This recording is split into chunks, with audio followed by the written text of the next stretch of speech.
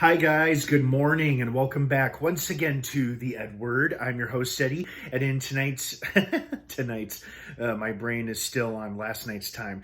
Today's video, I will be discussing what I thought of the latest and super good episode of Evil, which dropped today on Paramount Plus. Now, before I get into all of that, of course, please be warned, this is a spoiler-filled review, so if you're not caught up on Evil by the most recent episode, which is episode 3 of season 3. You do not want to keep watching or listening, as I will be discussing spoilers. That being said, you have been warned. All right, let's dive right back into it. First and foremost, it is always a highlight whenever there is a scary demon or monster in an episode, and we sure shit got one in the form of, never caught his name, but the title of the episode was The Demon of Sex. Now, it was interesting to see if this demon was linked to the act of sex or if it was linked to sexual intimacy issues. And it's interesting because it feels like by the end of the episode, he would have disappeared with the married couple, the young new married couple that the team was helping, along with the awesome sister Andrea. It was interesting to see that he was still there and he didn't disintegrate or disappear or anything after they had seemingly solved their sexual issues with one another. So it was hard to tell if he was just there because of their intimacy problems or if he really was trying to possess their marriage or possibly possess one of them. But he's still present and he'll still be there, but he just won't be as strong as he used to be. Oh God, I loved it when they showed that he had left his eyeballs and one of his ears behind in the room to spy on and listen to Kristen and the woman talk about her marriage and whatnot. And then Sister Andrea's scenes with the demon was a huge highlight too. Whenever, she was talking down to him, which is funny because she kept looking up because he's so tall, but she clearly showed no fear. And she showed spiteful courage and bravery in the face of evil. And that was great. Andrea Martin is amazing in this show. And I'm so glad that they got a whole episode pretty much centered around her. Because I realized David wasn't really didn't have much of a presence in this episode, nor did Leland. Except Leland did have some funny scenes, but not a huge presence, which is okay because I love that the center and the focus of this episode was on Sister Andrea and Ben and his sister, who's starting to grow on me because she is awesome too. I loved the women in this episode. All of them were so great, especially Sister Andrea and Ben's sister Samira. I love that she introduced him to that super secret science community or project, whatever it was called.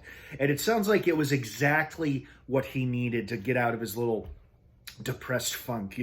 I wonder if that's a real thing what one of the girls said to him about what was it called, decultured realization, where you become depressed because you realize all the unexplained weird things in the world or things about the world in general depress you.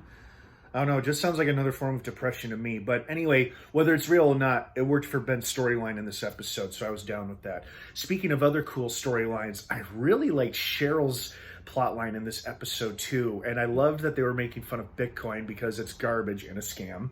But I also love the fact that she turned the tables on her very rude and impolite, not even coworkers, but subordinates who kept saying, "Okay, boomer." Now, I'm all for saying "okay, boomer" too, under the right circumstances and the right person, if they are indeed a mean old rightful prick. But this wasn't the case in Cheryl's case. She was just looking for some help in the office, and her subordinates were not giving her that.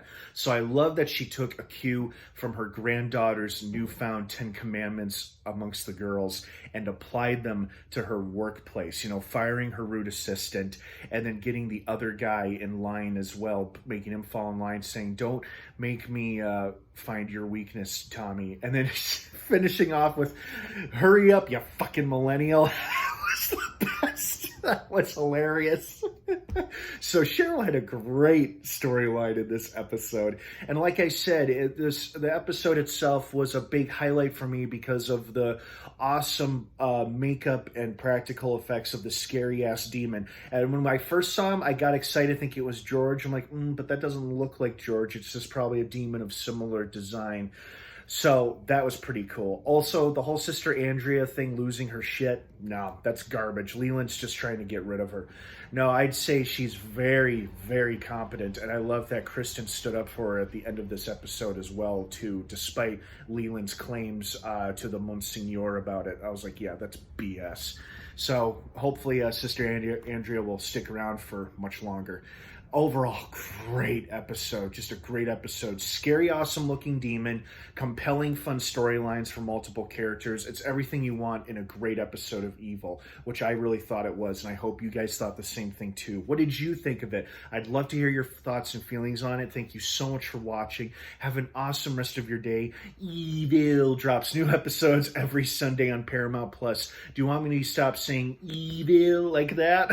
Because I think I might have to stop. All right, guys, have a great rest of your day and weekend if I don't see you. And of course, until next time, may the force be with you.